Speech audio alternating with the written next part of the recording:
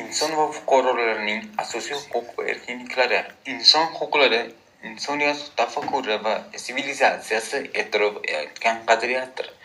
Inson huquqlari insoniyat tarixiy taraqqiyotining umumiy yutug'i bo'lish bilan birga jahon hamjamiyatining dolzarb muammolaridan biriga aylanib qoldi.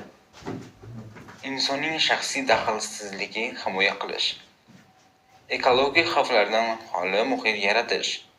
Shu bois bugun demokratik rivojlanish yo'lidagi har qanday davlatning konstitutsiyaviy asosini inson huquqlari va erkinliklari tashkil qildi.